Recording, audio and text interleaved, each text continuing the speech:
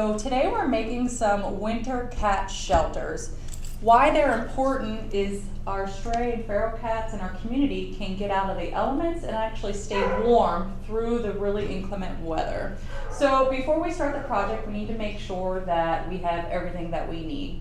So for this particular shelter, we used a 15-gallon plastic tote that you can get anywhere, Walmart, Home Depot, Lowe's, Amazon. You can use a 30-gallon or however big you want to have it. In this case, it's 15-gallon.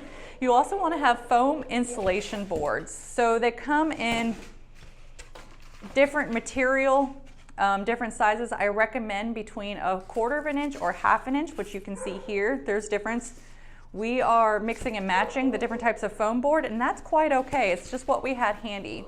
If you don't have any handy, you can get them for low cost, just a big sheet at Lowe's and Home Depot and Menards in our local community. We also have a 1.5 flakes of straw. What you're going to do is you're going to measure the inside of the tote for the long sides, the short sides, and for the bottom. Once you do that, you're going to cut them to measurements. It's not going to be perfect, and that's okay. Next, we're going to take everything that we cut out, and we are going to put them together.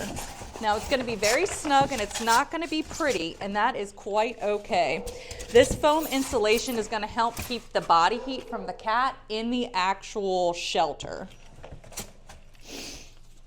So as you see, we have it all put together. Next, what you're going to do is you're going to take a drill with a 6-inch circular saw or use an X-Acto knife.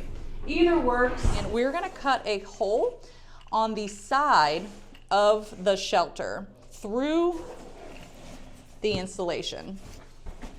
We'll also take some duct tape and duct tape all the way around the hole connecting the tote to the insulation. This has two purposes. One, if you're using an X-Acto knife or something, it might have rough edges, and that'll help protect the cat. And also, we don't want any rain, snow, or hail to get in between the insulation board and the tote. So this is going to prevent that for the most part. Well, we want the hole in the side, so when the cat jumps in here, he or she is right over here and is out of the direct wind. We also only want one hole. Now, it's our natural instinct to probably want to do an entrance and an exit, but that's not going to make the cat feel safe. Right now, the cat only has to keep forward and facing this hole to protect themselves.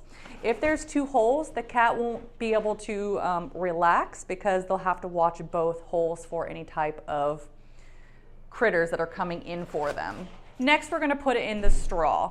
So straw and hay look alike to people that aren't always around it. What makes it easy to remember which one to use for the cat houses is the saying straw is for stray cats and hay is for horses. So this is about 1.5 flakes. Most of the bales come in multiple flakes, so when you take the bale apart, there's kind of a natural divide. You're going to take about 1.5 flakes and you're going to put it in the shelter. And what you're going to do is you're kind of make sure there's enough around here to put a big football in here. Or enough for, you know, a big nest. That way the cat can come in here, they can get nice and comfortable. They're going to move this straw around the way they want it. But we can give them a good start so they have a place to come into. The last thing that we're going to do measurements for is for the top. And this is the biggest challenge, is you're going to measure basically from here, all of this. And you're going to, once you do it and you cut it out, you're going to have to round the edges, just depending on the shape of your shelter. In this case, it's a really rough one. We've just made, as you can see, it's not perfect, but it's going to work. And we put it right on top of the shelter. And then you're going to take the top of your shelter, or the lid of the tote, and you're going to attach it. And then depending on your tote and your comfort level, like in this case, we only have 2 pieces of duct tape. Sometimes, depending on the shelter, we have quite a few more, but that's just going to be what you are comfortable with doing. And then here is a winter cat shelter for your community cats.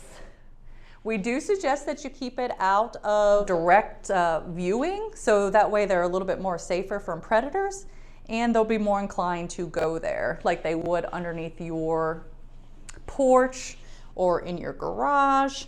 This way they're here safe and out of your home. And that's it.